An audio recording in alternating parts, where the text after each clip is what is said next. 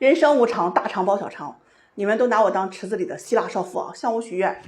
这事儿呢咱忍了，但是我就忍不了的是那血压经常突突的啊，时不时的还得被刺激一下。有一位男士38岁，大龄未婚，年收入40多个，就因为这个个子矮1.6米左右，不太好找对象。这个月初啊，给他介绍一位姑娘，35岁，母胎单身多年，做会计的。你想找条件好的就别嫌他矮啊，你想早点结婚呢也就别嫌他年龄大了。于是这两人呢互相见了有2、3次面，哎呀都觉得挺合适。表白这事儿吧，人姑娘说啥也得要个仪式感，毕竟第一次谈恋爱嘛，这海边沙滩气球啊通通都得安排上，哎呀那氛围直加拉满。就这样呢，两人呢谈了恋爱。哎呀，下面这事说的就有点塞心了啊。今天呢是他们谈恋爱的第3天，也是最后一天。就在刚才，两人气的是先后给我打电话呀，那说对方的不是。哎呀，听得我是在中间啊，是又好气又好笑啊。下面是他们分手之前的最后对话，内容适当删减，因为有些话是不合适发的呀。说个大概吧。这今天一大早呢，这姑娘就说啊，5·1想出去旅游。哎呀，看同事一个个都安排的挺好，出门散心啊，她也想去。男士就觉得呀，这现在安排啊有点晚了，而且5·1出门啊人太多了，说要下一回。姑娘很是失望啊，跟男人说，是我不值得你付出吗？还是你在心疼你的钱，怕我出去花你的钱呀？这男士一听就给愣住了啊，赶紧哄啊，那你说去哪里吧，我们先看看攻略。这姑娘一听啊也不愿意，为什么突然之间要改变主意？你的态度很是敷衍，好像感觉在应付。男士啊，哎呀，想一想，难得找个老婆啊，哎呀，没有啊，你想多了，你想去哪我们就去哪。这姑娘听完就说，男士这话有问题啊，什么叫做我想多了？本来就不是我的事情，你不觉得是你自己的问题吗？这个时候男士就有点不太耐烦了，但是呢也没有正面去跟这姑娘抬杠。他呢就圆场说呀，哎呀，是我不对啊，我不应该多想。那你看我们去哪里啊？人这姑娘就来了一句啊，随便。男士一听这话就抽得慌，随便是去哪呀？姑娘一愣啊，你为什么这么没有主见？我说了随便，那肯定是希望你来做决定啊，你应该告诉我去哪里好玩，我们应该去几天，怎么玩吧。这个时候男士是吱吱有点烦了啊，那我们去自驾去周边玩吧，这个近还方便。姑娘一听这脸色和语气就不太好了，去周边难道是因为想省钱吗？这旅游就是要去远一点的地方啊，坐飞机离开这个城市。男士啊实在是没法，就忍了忍啊，继续忍了。那去重庆吧，听说那里啊小吃比较多，环境还挺好。姑娘一听啊又不太愿意，重庆到哪都是吃辣的，你难道不知道我不吃辣吗？难道不会考虑我的感受吗？男士到此啊是实在是忍无可忍，那你说你想去哪？你告诉我，我来安排。这姑娘一听啊，你什么态度？跟我出去玩就这么不耐烦吗？这个时候男士可能已经被叨叨的哈，哎呀也不管了，直接就怼这个姑娘，你说话这么咄咄逼人，态度也不咋地，我和你没好几天，就你这样跟你过一辈子，那不得气死。最后的结果就是两人互删拉黑，然后通通找我打电话打报告，说两人不合适。那个时候我的心情真的已经无法用言语来形容了。哎呀，有些姑娘实在是作的我都看不下去了，这有话不直说，干啥都随便，一言不合就怼人，逻辑听不进，道理讲不会。哎，生气就转身，甩手就走人，生气先哄你，凡事都他错，吵架3部曲，删除拉黑提分手，这非得男人找你像哭坟，你才勉勉强强回头。哎呀，你们说气人不气人？现在社会有一种很扯淡的婚恋观，就是认为可以和不喜欢但是条件合适的人结婚，说感情可以婚后培养。有一位男士28岁，在国企有一份很不错的工作，家里人不停的催婚，于是开始频繁的相亲。遇见一位女士呢，是27岁，做会计工作的。两人刚见面男士对女方感觉特别不错就主动去追求，但女方觉得他有点矮，性格还挺木讷，所以不喜欢。但于男人的这个学历高，而且工作也很好，家庭条件也不错，于是在权衡利弊之后这姑娘同意交往了。平常的时候呢，这个男士就主动发信息给她，女方呢是有问才有回，从来也不主动发信息给男士。两人约会呢也总是很客气，总是感觉这关系就是亲近不来，也一起做过很多外人看来很恩爱的事情，比如说一起吃饭看电影，牵手踏马路，假期有空呢也出去旅游，但是总感觉这精神层面上很难有共鸣，就算做了这些之后也很难开心。家里人不停催促，责任都怪到男方身上，觉得是男士不够主动不够热情。但每次男士主动去吻她，姑娘总会觉得很不舒服，即便是被动接受，事后还是觉得一点都不美好。就这样两人熟悉又陌生的谈了半年之后见了双方的父母，很快订婚结婚，彩礼要了18万。婚后的两个人呢，稍微一点不顺心就会大吵大闹，一天小吵2天一大吵，姑娘是越来越讨厌对方。很多小细节呢，比如说男士吃饭发出声音，男士亲吻的样子，甚至连一个牵手都感到厌恶的无以复加。两人平常呢没有话说，工作完回到家，要么冷冷清清，要么吵的是翻天覆地，邻居劝架都劝累了。结婚半年后，女方主动提出离婚，退还一半彩礼，另一半呢当做婚姻失败的补偿。男士同意了，两人一场婚姻闹剧结束了。很多人都问过我不喜欢对方，但是对方条件很好很合适，可以结婚吗？答案是不可以。纵使举案齐眉，不能和喜欢的人在一起终究意难平。结婚是另外一个纷繁绕杂的开始，你们要朝夕相处，一起要做很多其实远远都谈不上令人享受的事情，比如说买菜做饭，买房子装修房子，要融入对方的家庭生活，孝敬对方的父母，生孩子给老人送终等等这些。如果你对这个人不喜欢，根本坚持不下去，你会越来越讨厌他，他做错一点小事你都会放大10倍的去嫌弃，这样的婚姻压根儿没有幸福可言。而结婚后培养的感情是和爱情无关的，有一部分是友情，有一部分是亲情。除非你有特别吸引对方的特质，比如说能力出众、才华、幽默、长相帅气，慢慢培养一段时间可能会产生爱情，否则永远都不会。爱情是身体本能的想要靠近对方，如果对方排斥亲吻、身体接触这些亲密行为，那就是不爱。身体它骗不了人，不要去和一个你不爱或者是不爱你的人结婚。另一面呢，如果婚姻只看爱情不看条件，那这段婚姻也会千疮百孔。激情期荷尔蒙上升，只看到对方的闪光点，爱得死去活来，认为是非对方不娶非对方不嫁了。但激情退却，一只脚踏入现实的婚姻生活当中，你就会发现爱情是很容易被消耗掉的。它没有那么的优秀，你也没有那么的完美，都有缺陷，彼此无法再带着美颜滤镜去看待对方。有家庭责任感的人呢，他会固守家庭，而追求自我的人很容易厌烦这段感情，出现婚外情。我们选择的结婚对象一定是可以和你共同抵御岁月侵袭的伴侣。首先呢，你要从对方的身上是有所图的，比如说你图他性格温柔，对你好，工作稳定，圈子和你相同，他会图你的性格稳重，工作能力和家庭条件，这叫做条件合适。其次一定要有感情基础，但不要对爱情抱有特别高的期待值，那个命中注定爱你为你量身定做的人根本不存在。你需要选择一位相处起来轻松舒服的，他愿意对你好，你也愿意对他好的人。有爱呢才会有动力，如果你不爱对方，只图条件，那就早点放手，千万别糟蹋了自己，也作践了别人。我跟你们说做红娘这么长时间了，我见过最多的就是后悔的人。怎么说呢？有句话叫做这个不好，下一个更好，对不对？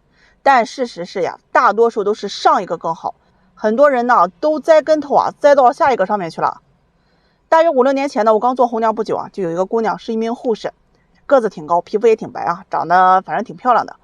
曾经呢给她介绍一位男士，比她大了2岁，跑物流车的。这个每次两人见面男士人家都比较体贴给女士带自己包的这个水饺，包括这个包子馅饼、馒头等等，什么都有。平常呢他有空就去约这个女士出来带她看电影逛街买东西。女士家里有个什么事情他都会帮忙。这个逢节假日这个男士也会开车不远几个小时的车程把她送回家。只要他发工资就会给这个姑娘买衣服。姑娘想做什么男士只要有时间都会陪着。两人呢就这样谈了快1年但最终因为女方家里人的一句话，他就想分手了。那个时候呢，女方家里人呢就觉得男士的工作不太稳定跑车经常是2班倒嘛，不安全，赚的也不多，而且家里是农村的，就提出说是让女儿来分手，认识其他的男人。于是这个姑娘就没打一声招呼，是直接删除并拉黑了这个男士。后来呢，她又相亲了3、4个，都不如这个男士对她好，很多呢她也没有太多的感觉。最后呢，她就听家里人嫁了一个这个工作也稳定、有车有房的男士，彩礼呢要了16万，两人呢就这么结了婚。她跟我说这段婚姻她并不开心，因为男士也不喜欢她，对她呢也不是很好，彼此就是搭伙过日子型的。婚后各自忙各自的，感情越来越淡，基本都是没有话说。这不到1年呢，她就提出了离婚。退还了男方彩礼10万呢，是净身出户。离婚之后啊，她是越来越后悔啊，错过了曾经的那位男士，想来想去啊，还是以前那个男士呀对她好。这今天上午啊，他就过来找我啊，我是一眼就认出他来了，变化还是蛮大的啊。他呢就问我这个男士结婚了吗？我直接就跟他说呀，我说男士已经结婚了，并且人家都有个女儿，婚姻呢也挺幸福的，自己开了店做了生意啊，也不跑长途了，在城里啊也买了房子了。这姑娘听完呢就忍不住啊哭了好久。哎呀，我能说什么呀？我只是给她递过去纸巾啊，让她擦擦那后悔的眼泪。这后悔的原因是什么呀？我觉得应该是她经历啊后面那些迷茫不堪、荒诞不经的婚姻之后啊，发现没有男人像这个男士一样对她好了。其实后悔的本质啊，就是她没有遇到一个更好的人。这不是有句话说吗？自己选的路啊，你跪着他也得走完。我又不是神仙，你跟我说完后悔，我能哗的一下给你憋回去吗？我有那能耐的话，我先给自己花回去啊。哎呀，我就觉得我自己啊是最适合做生意的了，倒腾镜子和后悔药。那镜子我就专门卖给那些没有自知之明的家里缺镜子的，这后悔药呀我就卖给那些后悔啊想吃回头草的。要是有大老板眼光好，看上我投资我呀，我有预感我能是下一个马云。越想越靠谱。一位女士呢今年42岁，离异8年多啊，带个10岁的儿子，和我说呢想找对象。她外形条件啊确实是不错，这会打扮呀也比较显年轻。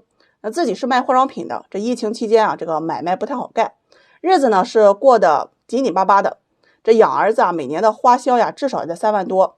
他现在呢是赚不出来，就想找一个这个男人结婚啊，和他一起来分担压力。那我就问他想找什么样的，他跟我说呀，自己想找一个大2岁啊，或者是小5岁的男士，工作要稳定，月薪不能低于1万，市里要有住房，最好是学区房。男士呢最好是未婚或者是离婚不带孩子。这最重要的一点啊，女士表示年龄大了，不会再生孩子。听到这儿呢，我就反问这个女士啊，你不生孩子又不允许男人带孩子，这男人和你结婚图什么呢？帮你养孩子吗？女士就说呀，我年龄大了呢，不能生孩子，我照顾自己的孩子我都忙不过来，如果男方再带孩子的话，那我岂不是要累死？结婚是让我幸福的，也不是让我来受罪的吧？那与其受罪，我为什么要结婚呢？这男人图什么呀？图我是女人呢？多少男人找不着对象，我带儿子说明我负责任，我儿子不是也得喊他一声爹吗？听完这些话呀，我是直接被这样的三观刷懵了。我就问他，那你结婚要彩礼吗？他说彩礼啊是结婚必须要给的，而且3斤也不能少。听完呢，我就忍了忍啊，耐心的跟他说，如果你这样的择偶要求的话，那就只能找退休的男人，这孩子呢都可以独立生活了，也没有负担了，可以和你一起啊照顾家庭。我还没等说完呢，这女士就直接怼过来，说我故意讽刺她。她自己做化妆品生意的，会打扮，虽然40多，但是跟30出头的呀差不多。让她嫁给这个半身进了土的老头，怎么可能？而且这男人年龄大了呀，身体啊都会出毛病，自己还要照顾着儿子，再照顾着他，那这日子还能过吗？听完我就觉得呀，忍一时风平浪静啊，那都是屁话。再忍下去啊，我都能得乳腺增生。我就直接开怼啊，你是这儿不想要那儿不想要，光想着自己一毛不拔，占尽别人便宜，又想要爱情又想要物质，光想索取不想付出。你这不是找老公，你是找取款机吧？总说自己显年轻，你再年轻能比得过30出头的女人吗？人家能生你呢，发动机都漏油了吧？看你找对象那得寸进尺的要求和要彩礼理直气壮的嘴脸，我都忍不住一盆冷水泼醒你。在这个世界上呀，最不能做的就是占别人便宜。你今天占的便宜，未来的某一天呢，一定会以某种方式加倍的还给你。你最大的问题就是把别人当傻子的同时呀，还抱有侥幸心理，以为别人不知道。奉劝脚踏实地，先把孩子抚养好，婚姻懂得付出啊，再去索取。反正啊，我这话没说完，这女士呢就拎包就走啊，末了还说了我一句不靠谱。哎，上过电视登过报，全国人民都知道红娘轩宇最可靠，大眼睛双眼皮，一看就是讲究人。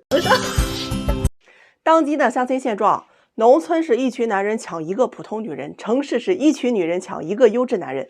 农村呢是女人带着孩子啊照样嫁，城市是女人带着房子也难嫁。农村是光棍一大片，城市是剩女一大堆啊。找对象呀，最大的悲哀呀，就是总想找自己配不上的人。有一个姑娘来找对象啊，今年29岁，大专学历，商场做销售的，一年能赚个6、7万，身高160啊，长相也就5、6分。她来找对象呀，说自己的要求不高啊，想找一个合得来的男人。我问他具体的择偶要求，他支支吾吾的说呀，没什么要求，主要就是看人吧，只要人好有房子就行。那这要求啊确实不算高啊，符合要求的不在少数。我问他28岁大专房产销售，小伙子长得很阳光帅气，考虑吗？他问一年赚多少钱，我说一年在10万上下。他听完摇摇头就说呀，不行，不够养家的。有工资高点的吗？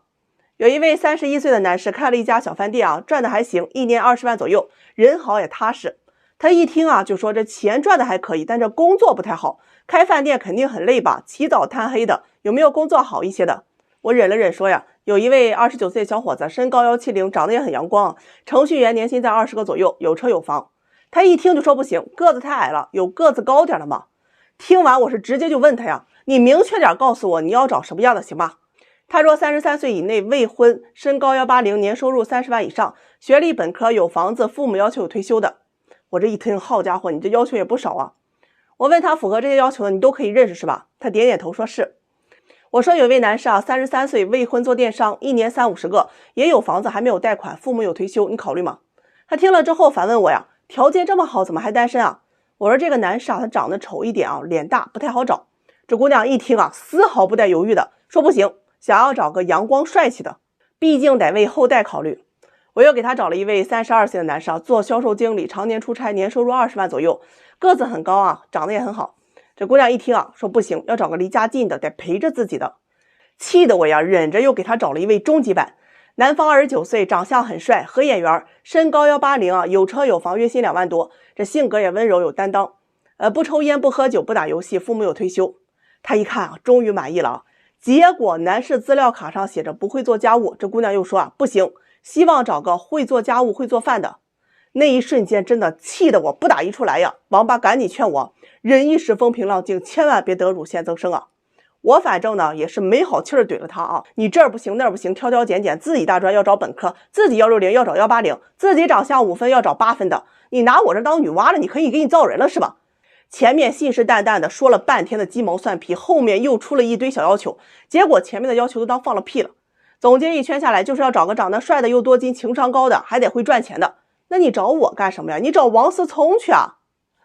最可恨的啊，莫过于没感觉这3个字。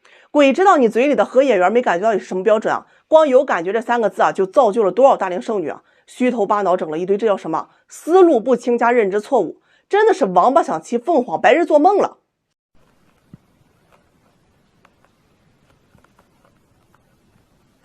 上午我们办了一场相亲会啊，那是有人欢喜有人忧啊。参加相亲会的这个95后啊占多数，这男人女人一多啊，他戏就多。然后就发生了一件特别有意思的事情啊，跟你们唠唠。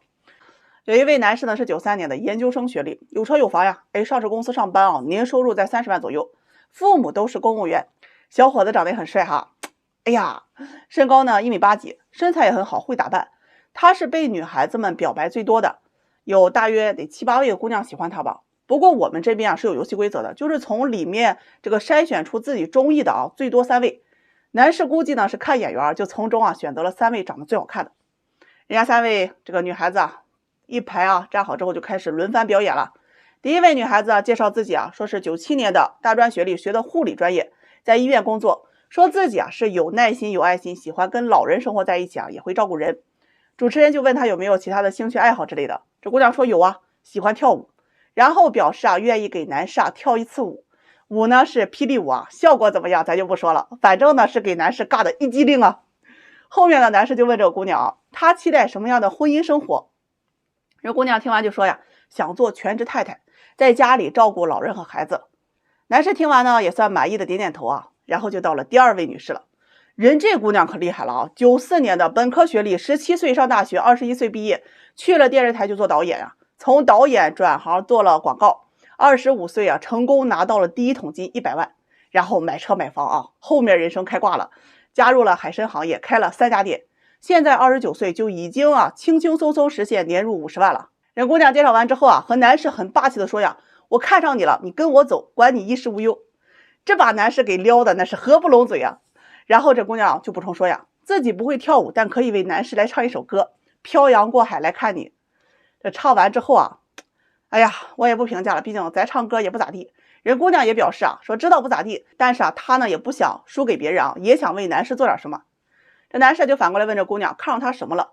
姑娘性格特别爽快呀，你长得帅有学历，条件又好，我还能看上你啥呀？反正这些我都看上了。男士听完笑的那是哈哈的啊。这就到了第3位姑娘，明显性格就有些小家碧玉那种感觉。96年的，说自己在事业单位上班啊，没车没房，父母在农村，这家里有几亩地，这哥哥在外地打工等等。他说自己喜欢呀一家3口安稳的生活，互相喜欢互相理解的过一辈子。男士听完呢也是蛮认可的，点点头啊，问女孩子怎么看待婆媳关系。人姑娘就说呀，自己不想和婆婆生活在一起，这样可以减少这个直接接触的矛盾。如果出了矛盾呢，也知道去沟通解决，不会让男士在中间为难的。主持人听完呢，也夸这个女孩子性格比较温和啊，转身问男士喜欢哪一位啊，可以直接去牵女孩子的手。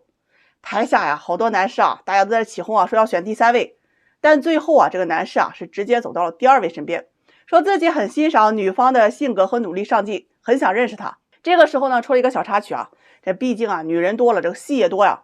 这第1位姑娘就问男士啊，为什么不喜欢自己？男士很尴尬的表示啊，说只是没有感觉。姑娘就有些不愿意啊，说希望加男士的微信再了解一下。主持人一听啊，那赶紧圆场啊，让那个女士啊下了台，然后就恭喜2位啊是成功牵手。反正啊，这个相亲会啊现场一共牵手了2对，有人欢喜有人忧啊。你看这男女一多，戏是不是就多？我很想问你们啊，如果是你会选择第几位？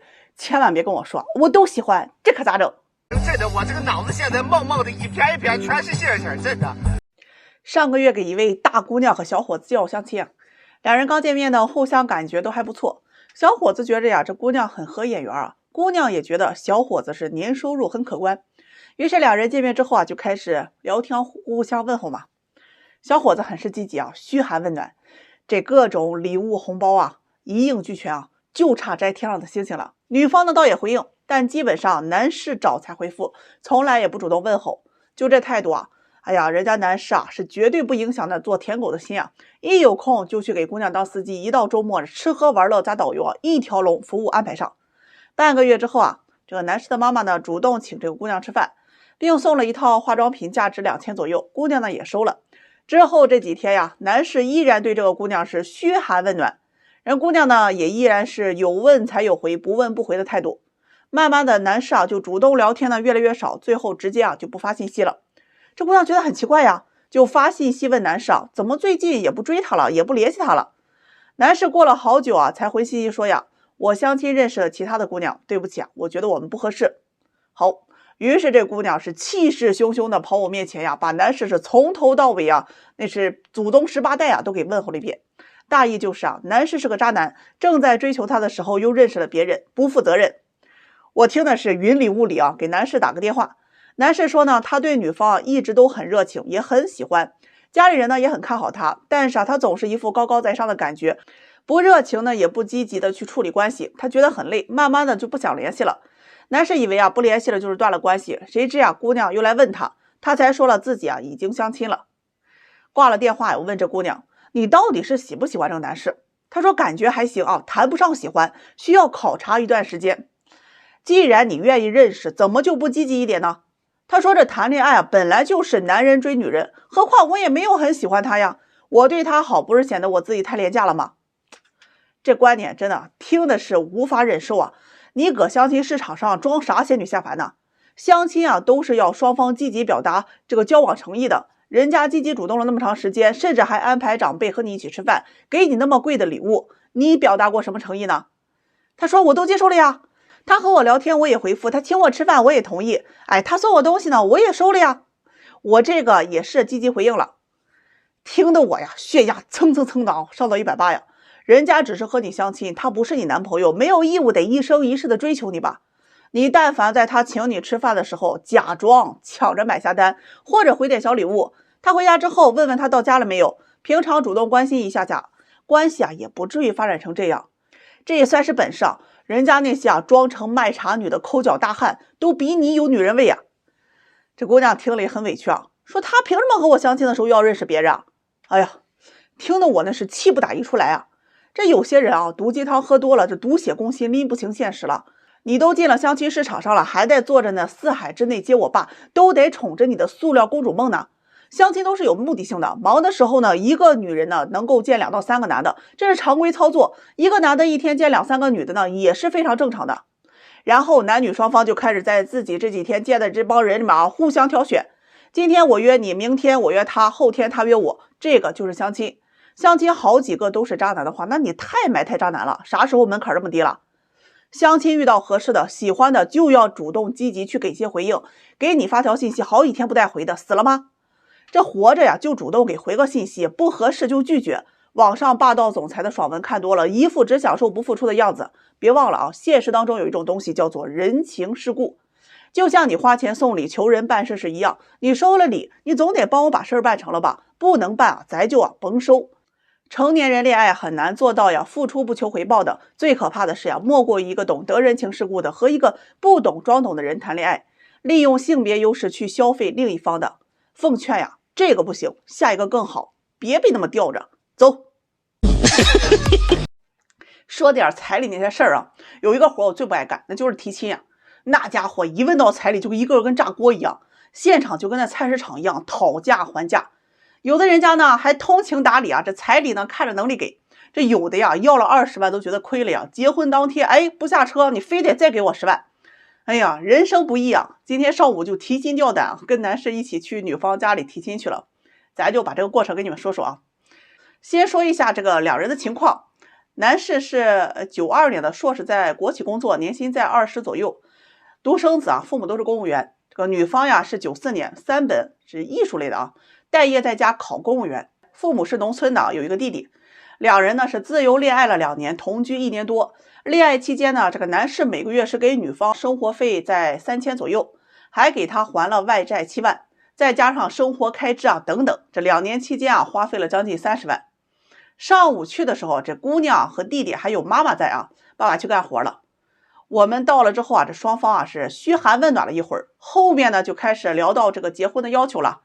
女方妈妈不说则已，一说惊人呐，房一套，车一辆，彩礼30万。我听完那血压蹭蹭蹭往上涨啊，真后悔没把我那池子里王八给带来，劝劝我呀。男士呢听完就解释说呀，自己啊现在没有钱啊，头2年刚买了房子装修，这2年收入啊很多啊也都是花给2个人了，这个最多呢现在也都能拿出个10万左右。女方妈妈一听啊，理直气壮的说呀，谈恋爱都得花钱，怎么你还得把这钱算到彩礼里面嘛？你1年挣20万，彩礼啊要30万，这要求啊一点都不高。我一看这情况啊，还没谈就吵起来了，就赶紧解释呀，这彩礼啊就不要跟这个男方收入挂钩了，当地的风俗啊也就是几万，最多也就10万了。我这话呀还没说完，女方弟弟就嗷嚎了一下啊，打断我说，现在10万彩礼拿出来不丢人吗？女方妈妈呢也是紧跟着声音特别大的怼过来啊，你知道我们村里有个寡妇啊，带着6岁的儿子找了一家呀，人还给了20万的彩礼，我家闺女这不能连寡妇都不如吧？我们家面子放哪？接着又说呀，他们村里没本事的姑娘嫁人啊，人家大专的这个干电焊的都要给20万，怎么你学历研究生还是当领导的，好意思比这个低吗？哎呀，这话一出来，男上当时就火了，你女儿现在没工作，还是靠我养着呢，怎么好意思要这么多啊？两人呢就是你一言我一语的吵了一会儿啊。男士转身啊就问女友啊，我要是没有这30万，你嫁不嫁？这姑娘脑子啊也不带灵光，听了就说呀，这结婚啊是要跟你一辈子的，嫁到你们家呀就要伺候你们，给你生儿育女，把我妈妈自己扔到家里，那肯定是要补偿的。再说这钱也不是给外人呢，我妈呀就是你妈，那又怎么了？男士当时听完呢，气得血压呀都往上冲啊。我拉住他先冷静一下，就听女方妈妈在那儿又苦口婆心的劝呀，这笔钱呀我们也不要，那存在女儿的名下，万一哪天你们离婚了，这女人带个孩子呀，她也不好嫁人呢，这钱也能够给她当个保障。男士啊接着就问啊，那给30万陪嫁多少？对方理直气壮的说没有陪嫁。这时候啊男士就已经很生气了，说要么10万彩礼两人结婚，要么分手。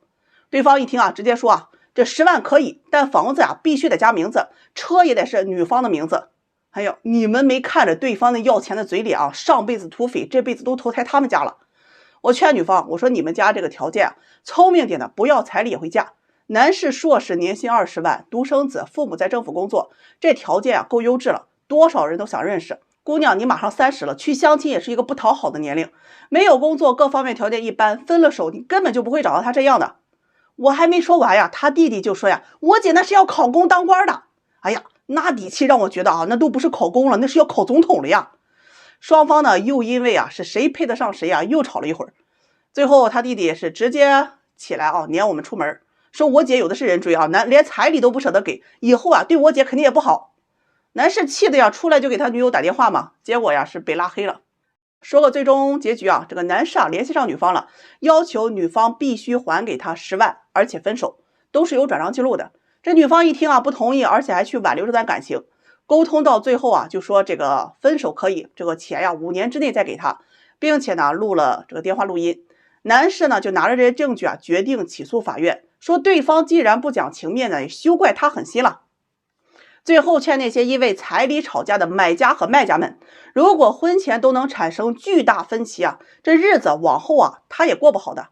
好了，下期再给你们讲个陪嫁2双袜子的事儿。上午来了一姐们儿啊，条件很好，94年，身高168左右，身材匀称，硕士，自己开了一家美术机构，年薪在30万左右。这姑娘长得很水灵啊，有7分左右，属于比较有气质一类。最近这2年呢，一直在相亲啊，不是她看上的不喜欢她，就是喜欢她的呀，她不喜欢。难得呀，有个男士啊，比她大了1岁，各方面条件都不错。谈了半年呀，马上就要谈婚论嫁的时候，她要彩礼20万，结果人男士啊是头也不回的跑了呀。哎，这回他想明白了啊，那既然相亲都这么算计，没什么感情可谈的，那不如啊自己出钱出彩礼，招上门女婿，哎，找个自己觉得不错的。于是他就来跟我说呀，我愿意出30万的彩礼，找个真心啊对他好的人。我问他，我说只要真心不看条件吗？他说那怎么可能呀，我也不能随便找个人回家吧。于是呀噼里啪啦的跟条件列了一大堆呀，我的肝都跟着颤。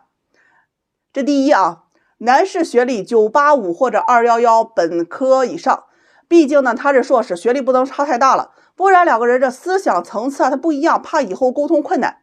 这第二，男士身高不能低于175，不然呢没有安全感。第三啊，这个年龄啊在26到32岁之间，他本人保养的不错啊，比较显小，他不想找年龄大的，颜值呢也要匹配，能够让他有心动的感觉。这个身材要好啊，不能胖也不能瘦。这第四，他脾气不好，还比较慢热，需要男士给他提供情绪价值，懂得照顾他，允许他作一点。性格要稳重，要会察言观色，记得他所有的喜好，生活呀要有仪式感，不要生活质量下降。